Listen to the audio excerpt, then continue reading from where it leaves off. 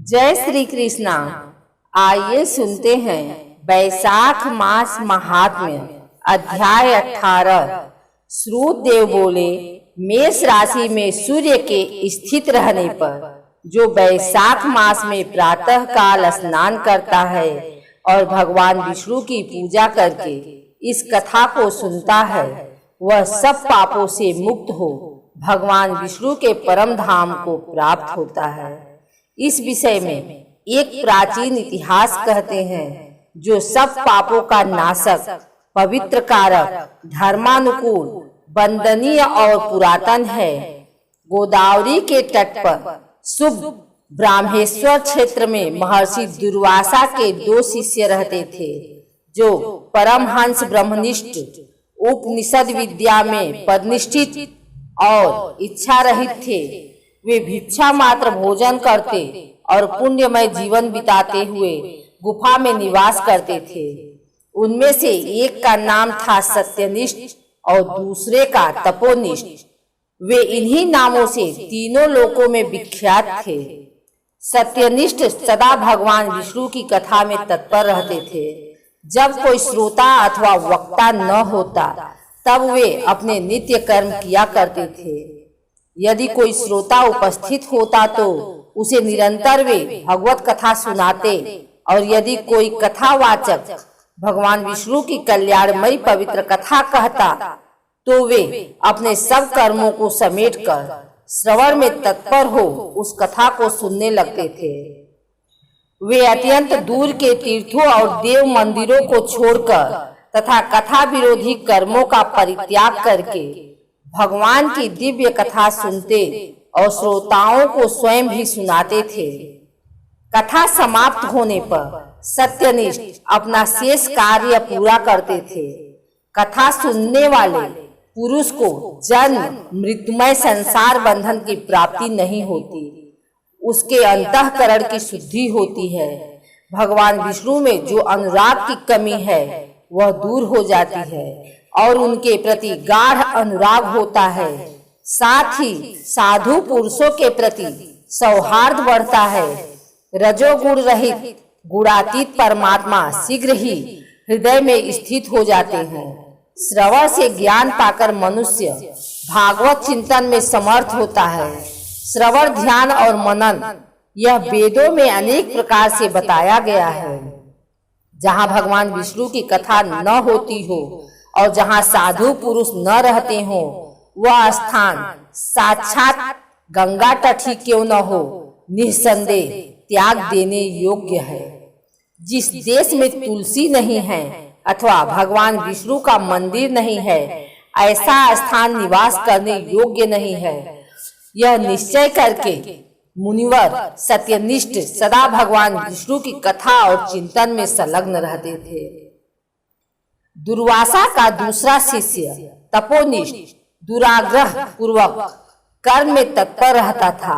वह भगवान की कथा छोड़कर अपना कर्म पूरा करने के लिए इधर उधर हट जाता था। कथा की अवहेलना से उसे बड़ा कष्ट उठाना पड़ा। अंततोगत्वा कथा परायण सत्यनिष्ठ ने ही उसका संकट से उद्धार किया। जहाँ लोगों के पाप नाश करने वाली भगवान विष्णु की पवित्र कथा होती है, वहाँ सब तीर्थ और अनेक प्रकार के क्षेत्र स्थित रहते हैं।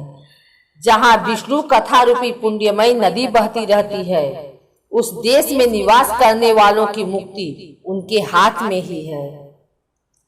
पूर्व काल में पांचाल देश में पुरुयसा नामक एक राजा थे, जो पुण्यशील एवं बुद्धिमान राजा भूरियथा के पुत्र थे। पिता के मरने पर पुरुयसा राज सिंहासन पर बैठे। वे धर्म की अभिलाषा रखने वाले, शूरता, उदारता आदि गुणों से संपन्न और धनुर्विद्या में प्रवीण थे। उन महामती नरेश ने अपने धर्म के अनुसार पृथ्वी का पालन किया। कुछ काल के पश्चात राजा का धन नष्ट हो गया। हाथी और घोड़े बड़े बड़े रोगों से पीड़ित होकर मर गए। उनके राज्य में ऐसा भारी अकाल पड़ा जो मनुष्यों का अत्यंत विनाश करने वाला था। पांचाल नरेश राजा पुरुयसा को निर्बल जानकर उनके शत्रुओं ने आक्रमण किया और युद्ध में उनको जीत लिया। तदंतर पराजित हुए राजा ने अपनी पत्नी सीखड़ी के साथ पर्वत की कंदरा में प्रवेश किया। साथ में दासी आदि सेवकगण भी थे। इस प्रकार छिपे रहकर राजा मन ही मन विचार करने लगे कि मेरी यह क्या अवस्था हो गई। मैं जन्म और कर्म से शुद्ध हूँ, माता और पिता के हित में तत्पर रहा हूँ, गुरु भक्त, उदार, ब्राह्मणों का सेवक, धर्मपरायण, सब प्राणियों के प्रति दयालु, देव पूजक और जितेंद्रिय भी हूँ। फिर किस कर्म से मुझे यह विशेष दुख देने वाली दरिद्रता प्राप्त हुई है? किस कर्म से मेरी पराजय हुई और किस कर्म के फल स्वरूप मुझे यह वनवास मिला है? इस प्रकार चिंता से व्याकुल होकर राजा ने खिन्न चित्त से अपने सर्वज्ञ गुरु मुनि श्रेष्ठ याज और उपयाज का स्मरण किया। राजा के आवाहन करने पर दोनों बुद्धिमान मुनीश्वर वहां आए। उन्हें देखकर पांचाल प्रिय नरेश सहसा उठकर खड़े हो गए और बड़ी भक्ति के साथ गुरु के चरणों में मस्तक रखकर प्रणाम किया। फिर वन में पैदा होने वाली शुभ सामग्रियों के द्वारा उन्होंने उन दोनों का पूजन किया और विनीत भाव से पूछा, विप्रवरों, मैं गुरु चरणों में भक्ति रखने वाला हूँ। मुझे किस कर्म से यह दरिद्रता, कोषहानि और शत्रुओं से पराजय प्राप्त हुई है? किस कारण से मेरा वनवास हुआ और मुझे अकेला रहना पड़ा? मेरे न कोई पुत्र है, न भाई और न हितकारी मित्र ही हैं।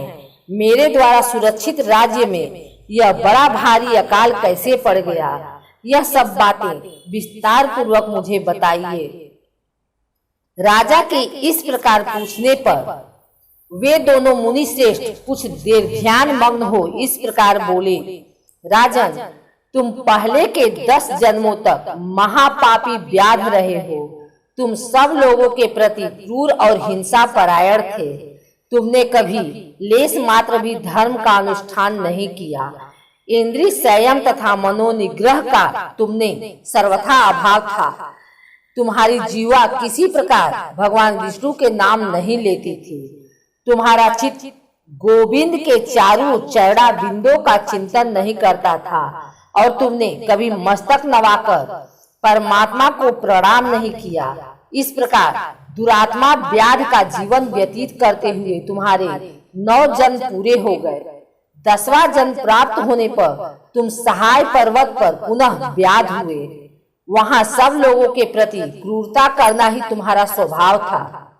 तुम मनुष्यों के लिए यम के समान थे, दयाहीन, शस्त्रजीवी और हिंसा परायण थे। अपनी स्त्री के साथ रहते हुए राह चलने वाले पथिकों को तुम बड़ा कष्ट दिया करते थे, बड़े भारी सठ थे। इस प्रकार अपने हित को न जानते हुए तुमने बहुत वर्ष व्यतीत किए। जिनके छोटे छोटे बच्चे हैं, ऐसे मृगों और पक्षियों के वध करने का कारण तुम दयाहीन दुर्बुद्धि को इस जन्म में कोई पुत्र नहीं प्राप्त हुआ। तुमने सबके साथ विश्वासघात किया, इसलिए तुम्हारे कोई सहोदर भाई नहीं हुआ। मार्ग में सबको पीड़ा देते रहे, इसलिए इस जन्म में तुम मित्र रहित हो। साधु पुरुषों के तिरस्कार से शत्रुओं द्वारा तुम्हारी पराजय हुई है। कभी दान न देने के दोष से तुम्हारे घर में दरिद्रता प्राप्त हुई है। तुमने दूसरों को सदा उद्वेग में डाला, इसलिए तुम्हें दुस्सह वनवास मिला। सबके अप्रिय होने के कारण तुम्हें असहाय दुख मिला है। तुम्हारे क्रूर कर्मों के फल से ही इस जन्म में मिला हुआ राज्य भी छीन गया है। वैशाख मास की गर्मी में तुमने स्वार्थवश एक दिन एक ऋषि को दूर से तालाब बता दिया था और हवा के लिए पलाश का एक सूखा पत्ता दे दिया था। बस जीवन में इस एक ही पुण्य के कारण तुम्हारा यह जन्म परम पवित्र राजवंश में हुआ है। अब यदि तुम सुख, राज्य, धन, संपत्ति, स्वर्ग और मोक्ष चाहते हो अथवा सायुज्य एवं श्री हरि के पद की अभिलाषा रखते हो तो वैशाख मास के धर्मों का पालन करो, इससे सब प्रकार के सुख पाओगे। इस समय वैशाख मास चल रहा है। आज अक्षय तृतीया है। आज तुम विधि पूर्वक स्नान और भगवान लक्ष्मीपति की पूजा करो।